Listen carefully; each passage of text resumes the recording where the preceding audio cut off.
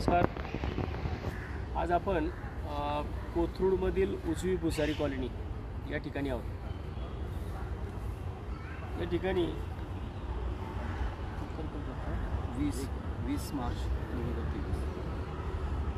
20 मार्च 2023 या ठिकाणी एक घटना घडली होती. याच्यामध्ये अमोल शंकर नागते या 23 वर्षीय तरुणाचा इथं जीव गेला.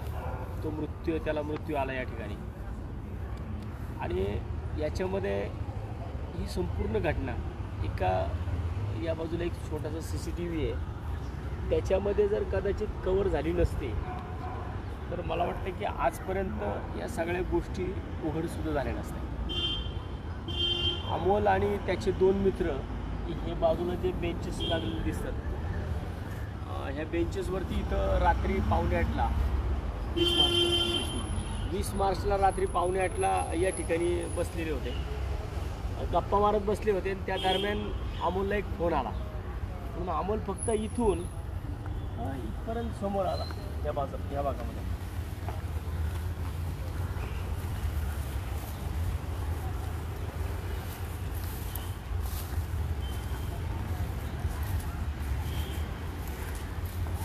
इथं हा जो काही व्यायामाचं मशीन दिसतंय ओपन जिमचं, ते ओपन जिमचं मशीन या ठिकाणी लागलेलं होतं.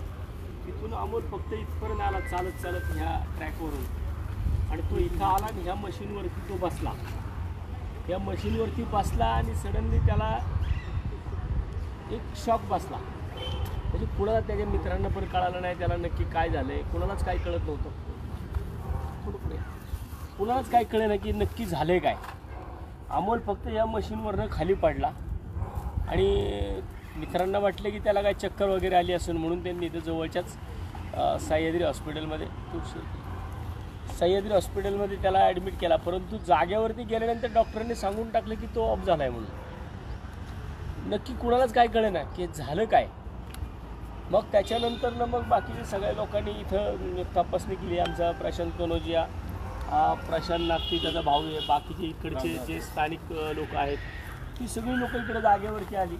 त्यांनी ज्यावेळेस इथं तपासणी केली, पाहिलं तर या मशीनच्या खालच्या भागामध्ये 2 वायरी दिसल्या की ज्या की वायरी ह्या भागातून इकडे गेलेल्या आहेत. त्याच्या इकडच्या भागामध्ये गेल्या. हा ट्रान्सफॉर्मर दिसतोय ते एवढा मोठा, ह्याच्यामधून ह्या वायरी इकडे बाजूला गेल्या होत्या. इकडे सुद्धा पुणे महानगरपालिकेचा छोटासा एक बॉक्स दिसतोय. कदाचित याच ठिकाणी ह्या वायरी पास आऊट झाल्या होत्या.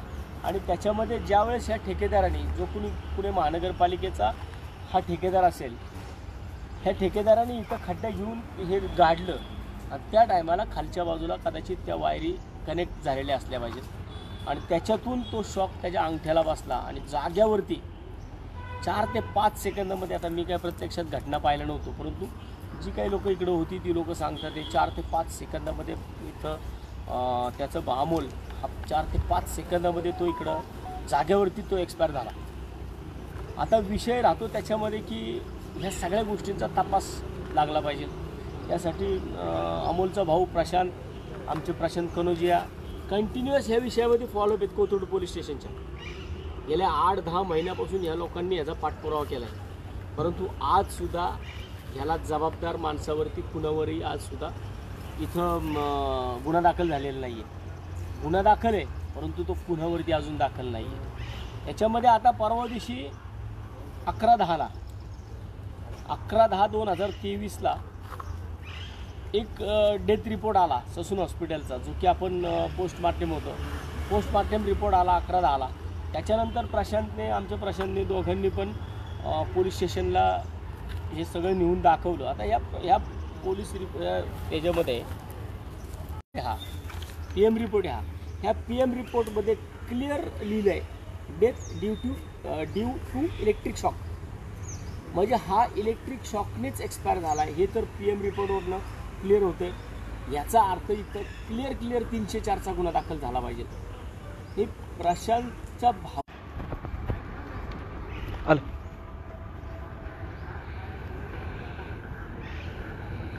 तर याच्यामध्ये पालकमंत्री चंद्रकांतदादा पाटील होते, त्यांनासुद्धा यांनी प्रचंड फॉलोअप केला आहे.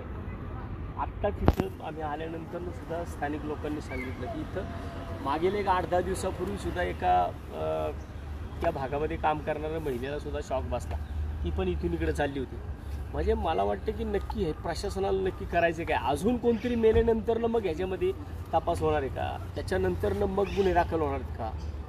आज एवढं चांगलं गार्डन होतं, या ठिकाणी सगळं महानगरपालिकेचा पैसा खर्च झाला आहे, हे कुणाच्या फंडातनं लागलं आहे, कुठल्या नगरसेवकाने केलं आहे, हे कुणी आणलं, कोण ठेकेदार होता याचा, या सगळ्या गोष्टीचा तपास लागला पाहिजे. तर महानगरपालिका काय याच्यामध्ये तर कारवाई करत नाही. आज गेल्या वर्षभरापासून 10 महिने आले आमच्याच कार्यकर्त्यांनी इकडे हा रोप लावला आहे. आजसुद्धा मुलं इकडे क्रिकेट खेळत असतात आणि ह्यांचा बॉल इकडे जातो. आणि इथून जर बॉल इथं गेला आणि उद्या अजून काही, आता जर 8-10 दिवसापूर्वी हा प्रकार इकडे घडला होता, अजून काय घटना घडल्यानंतर ना मग पोलीस प्रशासन त्याच्यामध्ये जागे होणार का. आज क्लिअर ह्याच्यामध्ये आता मागच्या आठवड्यामध्ये सुद्धा इथं पाहू शकता, इथं ह्या केबल्स पाहू शकता, इथं ह्याच ट्रान्सफॉर्मरमध्ये इथं स्फोट झाला आणि अशा प्रकारे इथं केबल ही जाळलेली दिसते. मग नक्की पोलिसांना साध्य काय करायचं याच्यामध्ये, कुणीतरी कुणावरती गुन्हा दाखल झाला पाहिजे. मग तो PWDवर करा, MSCBवर करा, महानगरपालिकेचा त्या ठेकेदारावरती करा, पण एक जीव गेला इथं आणि विदिन 5 सेकंदाच्या आतमध्ये पोरगं मेलेले. 23 वर्षाचं तरणबाण पोरगं या ठिकाणी मेले, तरीसुद्धा प्रशासनाला घाम फुटत नाही. त्याच्या घरच्यांना न्याय देण्यासाठी आमचा प्रशांत इकडे झगडतोय, हा प्रशांतसुद्धा त्याचा भाऊसुद्धा वारंवार प्रयत्न करतोय, परंतु का कुठलाही न्याय मिळत नाही.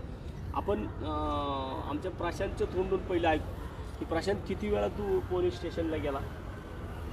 आता ही जेव्हा घटना घडली होती तेव्हा 3ऱ्या मिनिटाचा मी साक्षीदार आहे. मी लगेच इथं आलो होतो. तेव्हा प्रिकॉशन म्हणून आपण पहिले इथं फायर ब्रिगेड, MSCB सगळ्यांना बोलून घेतलं आणि पुन्हा इथं जाऊ नये ह्याची आम्ही खबरदारी घेतली. या मंडळाचे राहुल जाधव झाले, शशी काका झाले, सगळे आम्ही इकडं आलो होतो. त्याच्यानंतर पोलीस फायर ब्रिगेड आल्यानंतर जेव्हा सह्याद्रीला आम्ही गेलो तर सह्याद्रीला असं कळलं की त्याचं मृत्यू झालेला आहे. त्याच्या नखाला वेल्डिंगला जसं होल पडतं नखाला तसं होल पडलं होतं. आणि ह्या भागातल्या कुठल्याही पोराला विचारलं, लहान पोराला जरी विचारलं किंवा ज्येष्ठाला जरी विचारलं तर त्यांचं म्हणणं असं की अमोलला करंट लागून जीव गेलेला आहे. पण ते सिद्ध करण्यासाठी 10 महिने लागले. एकच त्याचं कारण होतं की त्यांना जेव्हा पोलिसांनी जो रिपोर्ट पाठवला त्यामध्ये त्यांनी उल्लेख करणं गरजेचं होतं की याला इलेक्ट्रिक शॉक लागण्याची शक्यता आहे. त्यामुळं PM रिपोर्ट आल्यानंतर त्यांनी केमिकल ॲनालिसिस केलं. केमिकल ॲनालिसिसला 6 महिने लागले रिपोर्ट यायला. आता 11 तारखेला रिपोर्ट आला, त्याच्यामध्ये इलेक्ट्रिक शॉक हा आलेला आहे. ते झाल्यानंतर पण आम्ही PIला भेट दिली. त्याच्या आधी पण आम्ही 5-6 वेळा PI साहेबांशी बोललो तर ते म्हणले तुम्हीच तुमचा पाठपुरावा करा, तिकडचे 10 महिने रिपोर्ट येत नाही. असं उडवडीची बरीचशी उत्तरं आम्हाला प्रशासनाकडनं, पोलीस प्रशासनाकडनं मिळाली. आता आम्ही परवा जेव्हा इलेक्ट्रिक शॉक आल्यानंतर आम्ही परत गेल्यानंतर त्यांचं म्हणणं असं होतं की आम्ही आता हे विधीला सल्ला आपल्याला पाठवणार आणि PWDचा अजून एक रिपोर्ट पेंडिंग आहे. जेव्हा PWDच्या अधिकाऱ्याला फोन केला त्यानंतर त्याचं म्हणणं असं होतं की आम्हाला इथं शॉक हा कुठंच लागलेला दिसत नाही आहे. त्यामुळं त्यांनी रिपोर्टमध्ये तो इथं शॉक लागलेला नाही म्हणून असा दिलेला आहे. त्यामुळं ह्या प्रशासनाने म्हणजे हे जे एक युवकाचा मृत्यू होतो आणि त्याच्यानंतर जे प्रकरण दाबण्याचा जो प्रकार चालू आहे ते टोटली प्रशासन एकमेकांना हात धरून करतं आहे. त्यामुळं तात्यांना विनंती की या विषयात लक्ष घालून आपल्याला PWDचे अधिकारी म्हणा, पवार जे इलेक्ट्रिकल चीफ इंजिनियर त्यांच्याकडे पण आम्ही पाठपुरावा केला. ह्या सगळ्यांकडं आंदोलन केल्याशिवाय आपल्याला पर्याय नाही आणि ह्या मुलाला न्याय मिळण्यासाठी लवकरच गुन्हा दाखल झाला पाहिजे. तो 504 प्रमाणे जे कोण ठेकेदार आहे, महानगरपालिकेचं पण इथं साहित्य लागताना मंजुरी, ह्या जागेची मंजुरी आहे का नाही हे पण प्रशासनाला माहीत नाही आहे. कुणाच्या बजेटमधनं झालं हे पण प्रशासन सांगत नाही आहे. त्यामुळे ही टाळाटाळ चालू आहे. आता तात्या तुम्ही आला जात तर तुम्ही ह्या विषयात लक्ष घालून आपण शेवटचा न्याय देऊ. महानगरपालिका प्रशासन कशा प्रकारे काम करतो की त्यांच्या बजेटमधनं ज्या गोष्टी मंजूर होतात त्या गोष्टी कोण कुठं लावते हे सुद्धा पालिका प्रशासनाला माहीत नाही आहे. मग हे जर ही जी काही ग्रीन जिम आहे, ही ग्रीन जिम आली कुठून, आभाळातनं पडली का? ही ग्रीन जिम कोणतरी बसवायला आलं ना, कोणतरी ठेकेदार असेल, कोणतरी नगरसेवक असेल, त्याला ह्या लोकांना जबाबदार धरलं पाहिजे. कारण नुसती कामं, विकास दाखवायचा आणि त्या विकासाच्या नावाखाली जर अशा प्रकारे तरुण पोरं जर मरणार असतील तर मग असला विकास तुमचा काय कामाचा आहे? आज इथं प्रशांत नागती जो त्याचा भाऊ आहे त्याला आज ह्या 10 महिन्यामध्ये काय त्रास झाला आहे थोडक्यात प्रशांत या ठिकाणी सांगेल.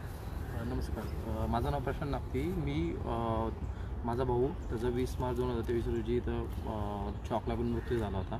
10 महिन्यापासून मी सगळीकडे पाठपुरावा करतो आहे. सगळ्या गोष्टी सगळीकडे आयुक्त, आमदार, खासदार सगळ्यांना मी पत्र पाठवलेलं आहे, पण त्याच्यावर अजून मला काही उत्तर मिळालं नाही आहे. आत्ता मागच्या महिन्यामध्ये त्याचा केमिकल ॲनालाइजचा रिपोर्ट आलेला आहे. त्याच्यामध्ये क्लिअर दिलेलं आहे की इलेक्ट्रिक शॉकमुळे त्याचा मृत्यू झालेला आहे. पण अजून त्याच्यावर आज 1.5 महिना होत आला, 2 महिने होत आले, तरी त्याच्यावर अजून गुन्हा दाखल होत नाही आहे. प्रत्येक वेळी मला ह्याचं ओपिनियन बाकी आहे, PWDचं ओपिनियन बाकी आहे, MSBचं ओपिनियन बाकी आहे, हे अशाच गोष्टी सांगण्यात येतात. आणि प्रत्येक गोष्टीसाठी ते 1 ते 2 महिने कालावधी लावतात प्रत्येक गोष्टीसाठी.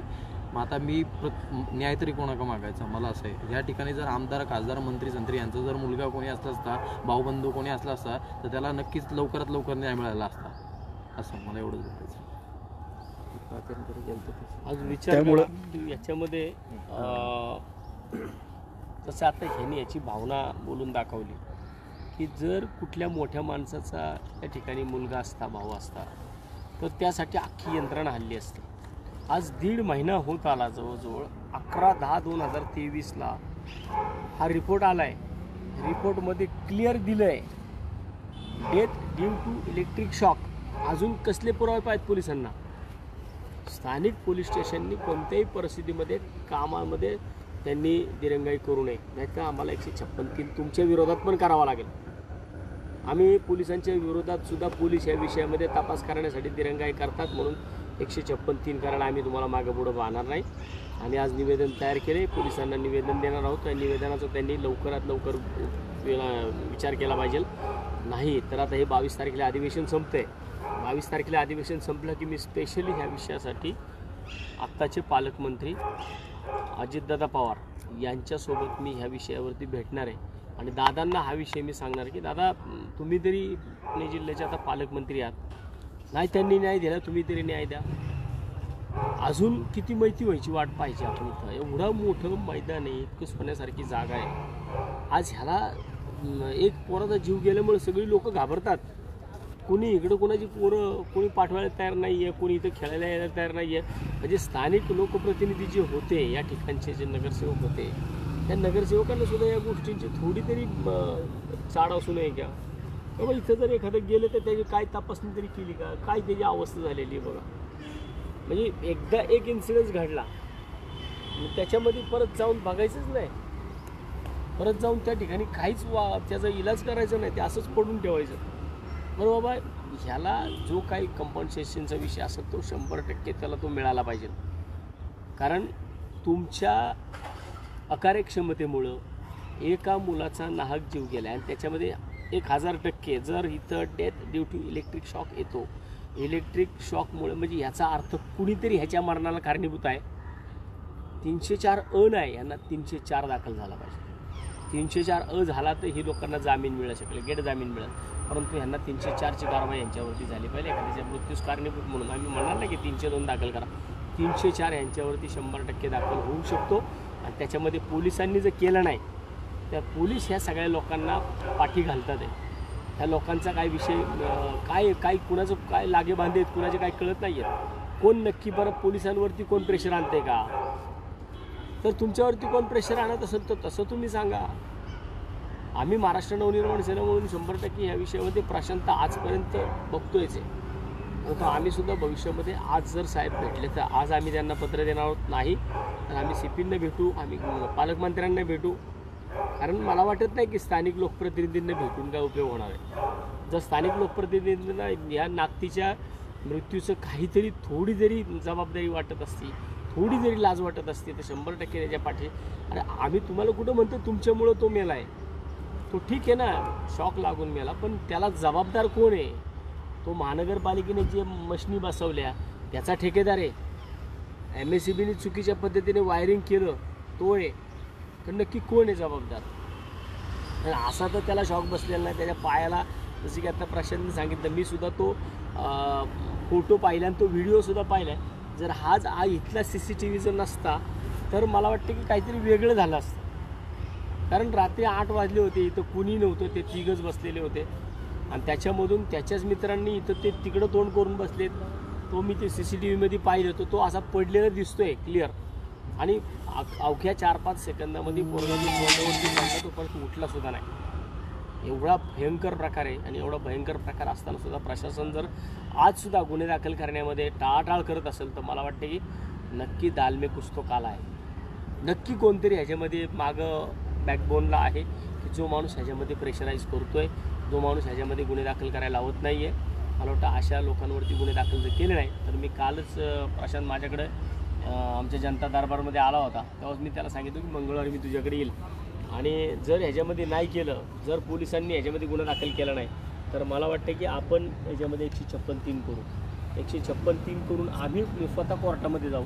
आणि आता ह्याच्या आधारे जर एवढं सगळं होऊन सुद्धा 1.5 महिना होऊन गेला तरीसुद्धा जर पोलीस ह्याच्यामध्ये यंत्रणा गुन्हा दाखल करत नसेल, 304चा गंभीर गुन्हा दाखल करत नसेल तर आम्हाला पोलिसांना सुद्धा 34(4) घ्यावं लागेल आणि पोलिसांवरती सुद्धा ह्याच्यामध्ये आरोपी म्हणून तुम्हाला पण आम्हाला आरोपी करावा लागेल. कारण तुम्ही योग्य तो तपास करत नाही आहेत. तुम्ही तपास केला पाहिजे आणि ह्याच्यामध्ये जो गुन्हेगार आहे त्या गुन्हेगारावरती खऱ्या अर्थाने कारवाई केली पाहिजे. तरच इकडं प्रशांतच्या भावाला म्हणजे अमोलला खऱ्या अर्थानं श्रद्धांजली मिळेल. कारण कोणतरी चुकलं आहे, कुणाच्या तरी चुकीमुळे एक जीव गेला आहे.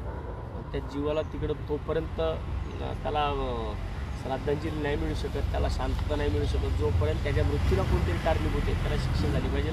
या मागणीसाठी आजचा हा लाईव्ह मी या ठिकाणी घेतला आहे. आणि आता इकडून पुढं त्या ठिकाणी त्या PI साहेबांना भेटणार आहोत. त्यांनी जर नाही केलं तर पुढची कायदेशीर लढाई जी असेल त्याला संपूर्णपणे पोलीस प्रशासन जबाबदार असेल. आम्हाला तुम्ही नाही देणार आहे म्हणून आम्हाला कोर्टाचा दरवाजा वाजवावा लागला. कारण आता आमच्याकडे पुरावे पण आहेत. इथून मागं प्रशांतकडं हा पुरावा नव्हता आणि हा कागद काय आम्ही घरी नाही बनवला. हा कागद ससून हॉस्पिटलचा कागद आहे जिकडे पोस्टमार्टम झालं तिकडं आणि त्या कागदावरती कोणत्याही परिस्थितीमध्ये तिकडं 304 दाखल करायला आम्ही पोलिसांना भाग पाडू. आणि मग त्याच्यामध्ये नंतर जर आम्ही काय ॲलिगेशन्स केल्या मग त्याला संपूर्णपणे जबाबदार पोलीस प्रशासन असेल. धन्यवाद.